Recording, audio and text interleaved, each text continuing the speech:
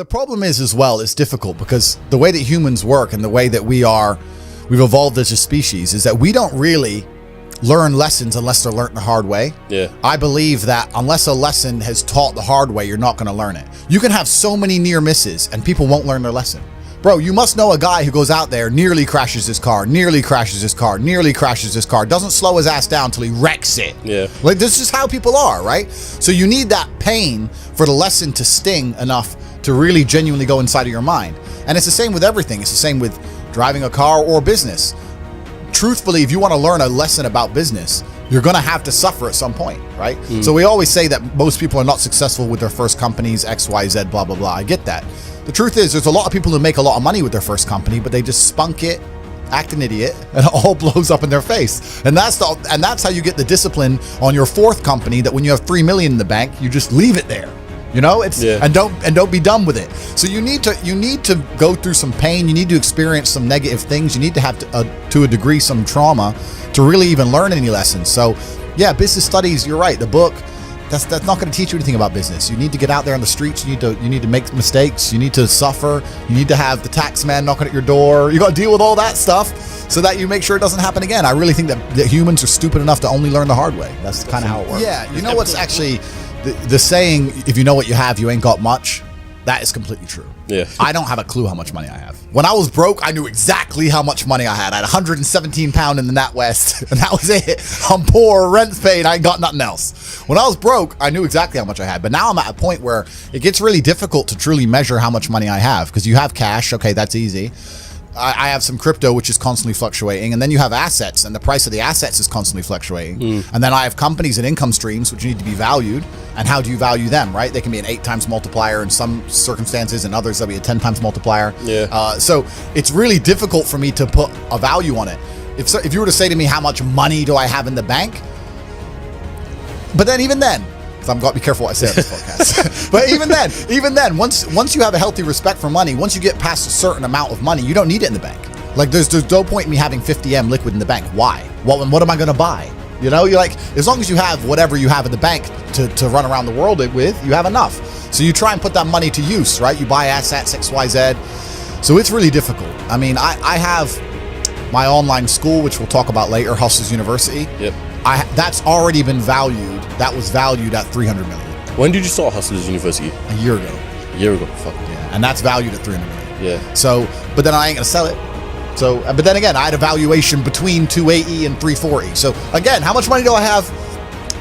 I could, if I really wanted to, if I wanted to sit here and say I was worth $500 million, I could prove this. Yeah. That's the only one that's out right now. There's a Roadster coming, supposedly. I've heard rumors of. Yeah.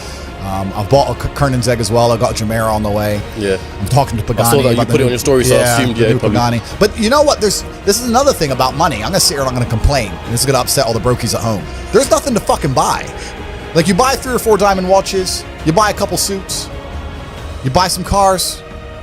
What else is there to buy? You end up just spunking it on bottle shows and $10,000 steaks. There's nothing to buy. You can go on a holiday and travel, blah, blah, blah.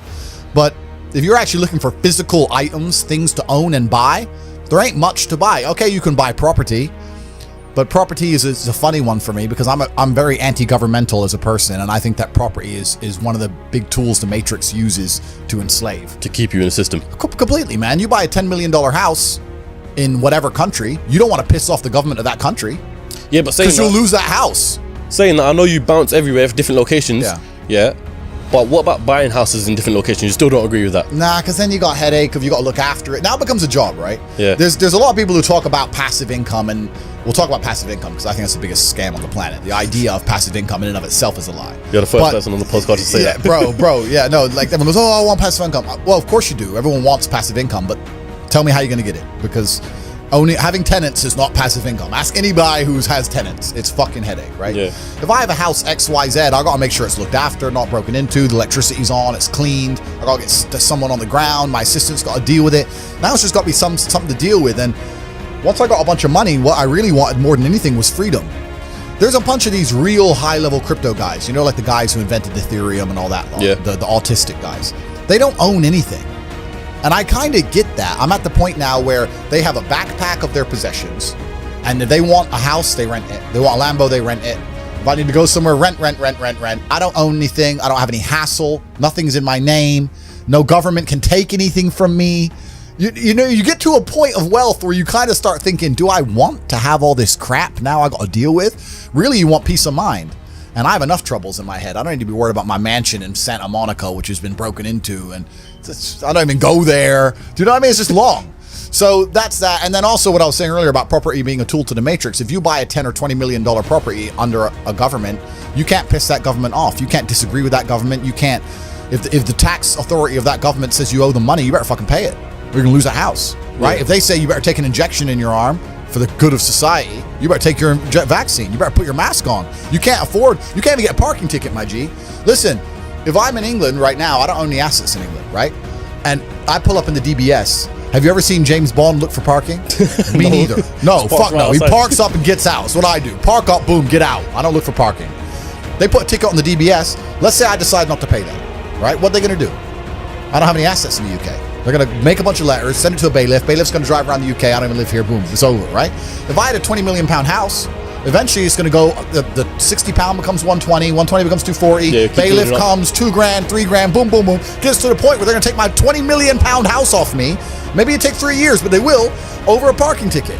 So by buying that property, you're now giving you're giving the government a way to hurt you. You're giving them a leverage over you. And I'm at the point of wealth now. I have enough hidden money where I don't want any government to have any leverage over me. I want a government to say, Andrew, we don't like you. And he say, get fucked.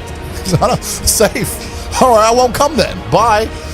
And that's the problem with property. Property is a tricky one. I know you can make money with it, but you have to understand that they'll use it against you, man. It's a leverage. So, well, let me ask you though. I completely understand the whole concept of coming out of the matrix and stuff. Yeah. But for what reason? Like, what's the end goal? Like, where do you see your life in terms of in the future? I'll tell you why. I always knew I wanted to escape the matrix before I escaped it. And let me tell you why. If COVID has not woke people up in the last 3 years, I don't know what's wrong with you. The government came along, closed your business down by force, forced you to have a medical procedure you didn't want, made you stay in your house and cover your face because of something with a 99.9% fucking survival rate. They come along and literally broke every single rule. They broke the Geneva Human Rights Convention, every single law that they wrote themselves. They just broke them all under the guise of safety. More people committed suicide from mental health issues, or more people died from missed doctor's appointments for real diseases because of this crap. They came along and did it because they were told to by someone above the government, because the government's not even in charge of anything. And now they've gone back to normal. Everyone thinks they're not going to do it again for some other reason. You think across the next 30 years they're not going to come back with some new shit? Fuck them. Next time, when they come along with this crap, I'm out. I'm bouncing. See ya. When they did this, I went to Sweden. Sweden was open the whole time. Yeah. Sweden never locked down. I was in clubs in Stockholm while everyone else was here locked in their houses clapping for the NHS like a jackass. I was in the nightclub. No masks, no vaccine, no lockdown, nothing.